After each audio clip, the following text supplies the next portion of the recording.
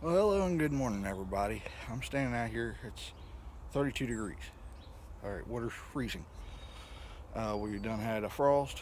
It's October 29th. I'm not here to be your weatherman, though. I'm here to show you something that I think you'll think will be awesome when it's done. All right, my new project is sitting right behind me. Well, on the ground behind me. Ain't got no legs, but we're going to turn around and we're going to take a look at it anyways. All right. Okay, everybody. What you're looking at in front of you is my next layout. Believe it or not, this thing's kind of goofy.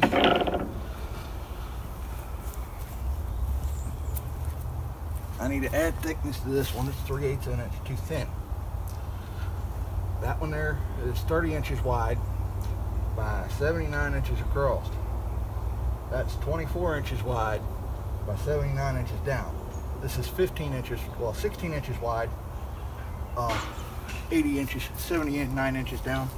And this is 79 inches up and 30 inches wide.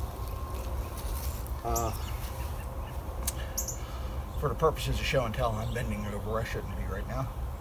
But that is going to be the turnaround loops. The yard's going to be over here. And because it's on a 24-inch board instead of a 16-inch board, I've extended yard space. In this corner, I'll have my engine terminal with should be a 6 to 7 track yard. Over there in the middle, we'll have the power plant, and towards this side we'll have the mine. The main line will come back up and around here, loop back up and around, and go back. My plan was to actually draw out the layout on this today, but I'm not going to do that because it's cold. So give me a minute, I'm going to come back and talk to you.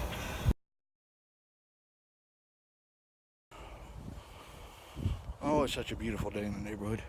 Surprisingly, none of the nuts are up yet. Alright, before somebody starts coming out here screaming because I have my camera outside, I'm going to head in the house.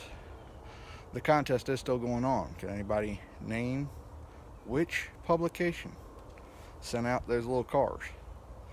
Now, I'm going to be going in the house here in a minute. We're going to talk more about that. But I got to clean this up before I can go in. And yes, in southern Illinois, it is deer season. So I'm going in.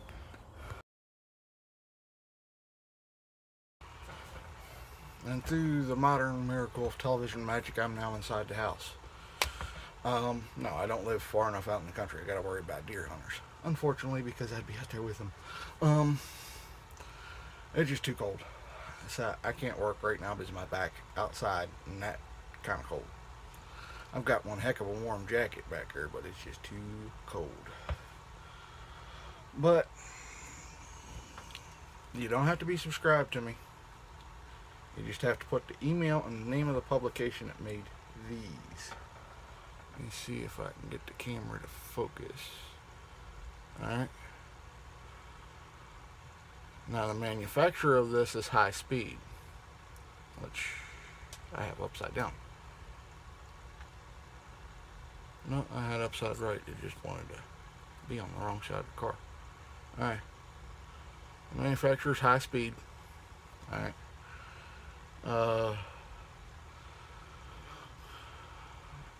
I don't know what the manufacturer date on it is. It's number 119 in the set, made in China. Alright. They came out with a bunch of these.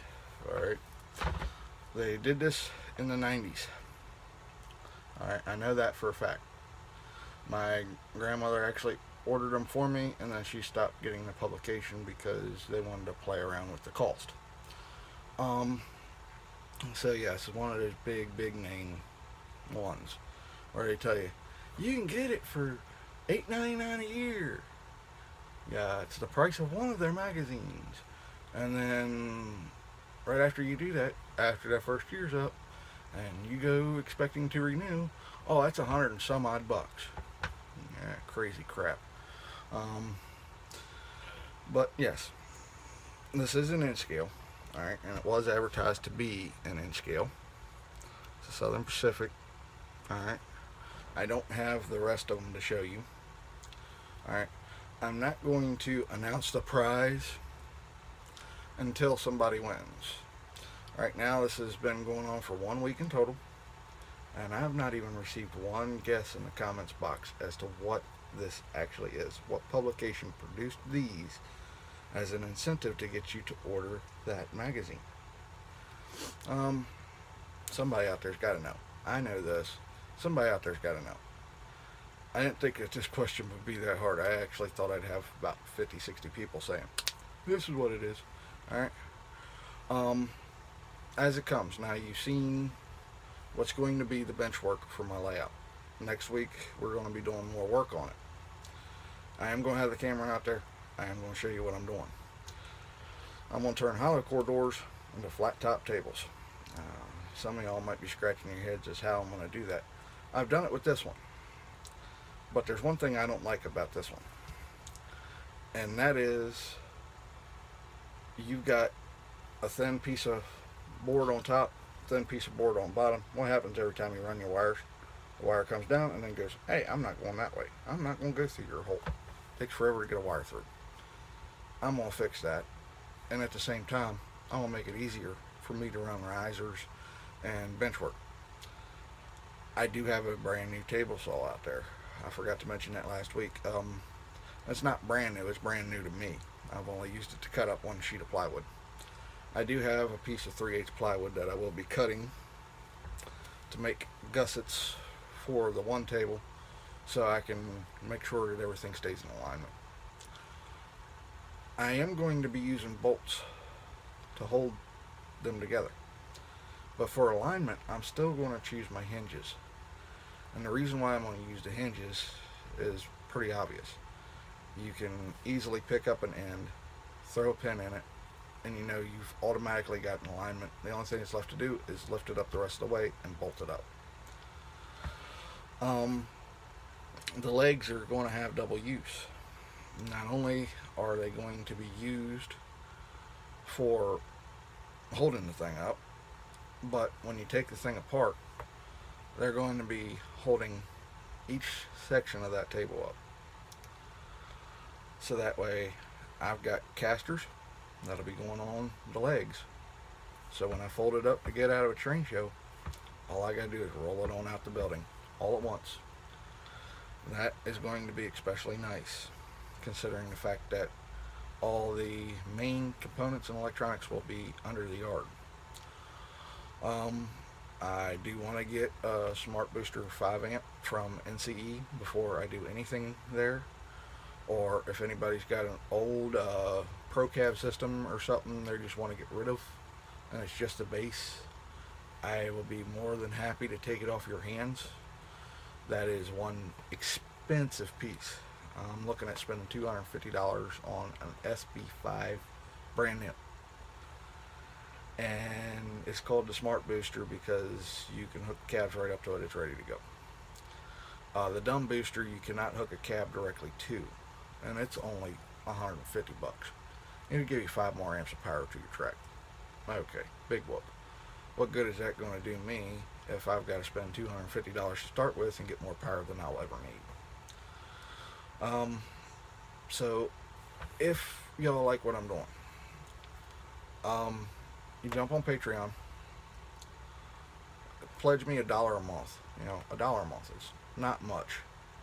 You will get your name on the side of this layout. Alright? I'm doing a separate builder's plaque, which will go completely around the layout.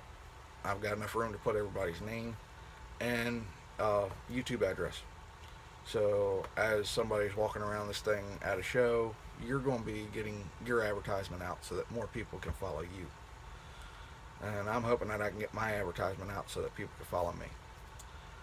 I did find 2 great YouTube modelers out there that I think deserve some recognition.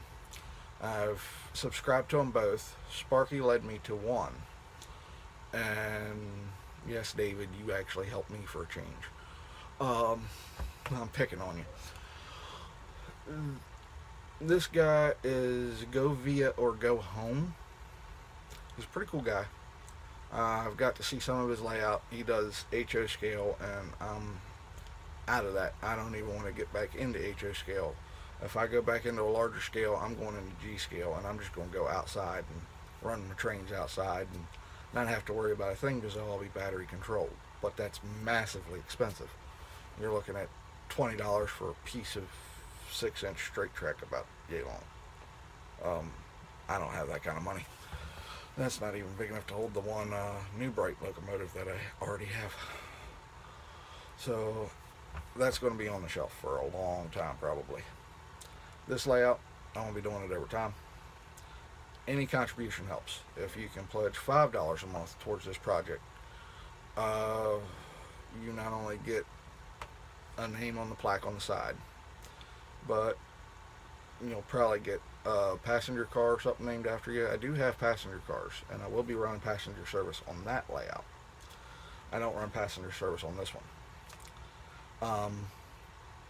I when it comes down to it, I got another one of those 16-inch wide by 80-inch doors too that I will be using as a staging yard, and that's going to line up much in the same manner as everything else. And when I finally do get a house or something that I can actually set this up in where the wife won't complain, the layout is going in the basement and it's going to expand. Alright, this layout that's beside me will be tied into it in that basement.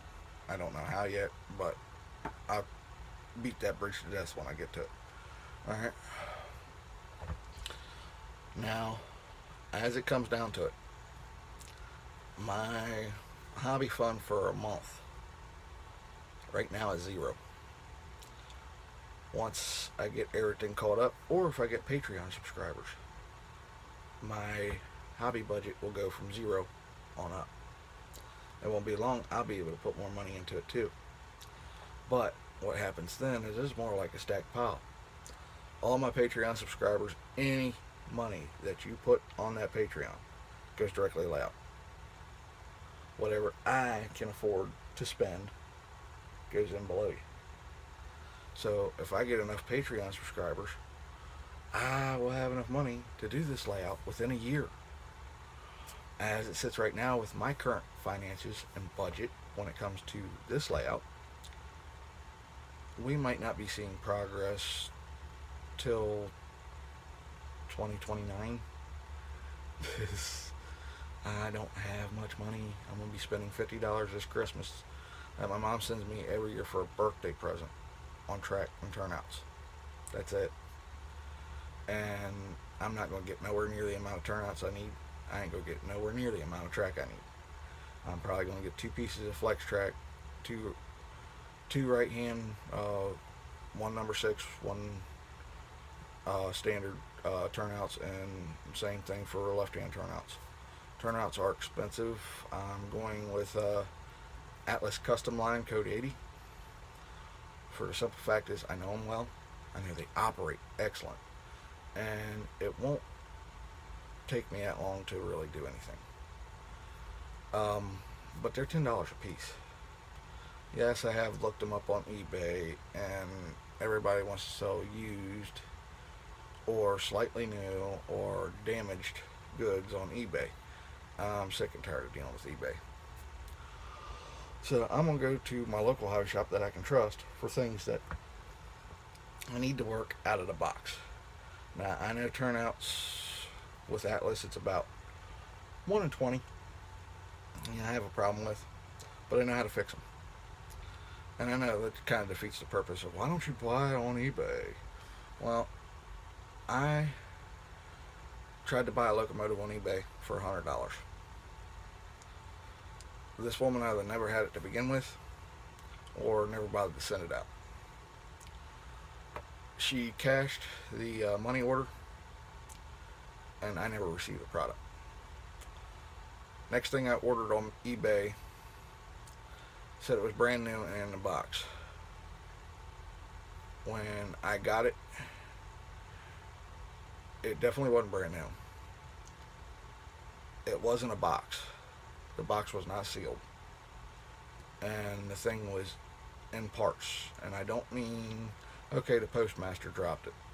I mean, the motor was pulled out, all the contacts were pulled off, the decoder was sitting separately in a bag with all the feed wires on it cut all the way up to the edge where you couldn't use it anyways. And I threw my hands up. Went, you know what? This is two people that have had 90% ratings, and I'm getting their trash. I ain't doing this. If I can't see it, touch it, feel it before I buy it, I'm either going to buy from a reputable distributor, such as Midwest Model Trains, um, uh, my used to be local hobby shop, Model Train Stuff or MB Klein, or I'm going to go over here to my now local hobby shop, Chuck's Depot. And hopefully one day I'll get to take you guys over there. We'll go around and see around at Chuck's, you know. Maybe we might even get lucky to get to go into the basement and get a full video of his private layout. We don't know. Alright. Oh, the other guy I want to talk about is Dan Steele, or Dan Steels. ASL Model Railway. He's got a bunch of updates on there. He's trying to go cheap too, just like me. So I figure I could maybe help him by subscribing to him, and at the same time he could maybe help me on other ideas too. I don't know. I don't even know if he's seen this channel yet, but those are the two guys that I've ran into this week on YouTube that have actually impressed me. I wind up going to a lot of guys on YouTube. They're great modelers, but they're so cocky that you can't even understand what they're saying. Or they're such beginner class that you have to explain to them something, such a long paragraph, that I'd rather just get back to mowing. There are great modelers out there. I haven't found them all, and I'm pretty sure you haven't either. I ran into another guy that does nothing but garden railways. He's got a whole big list on my garden railway. So I couldn't explain to you that either. Alright, well, I'm going to get off here. Remember the contest. Have a good one.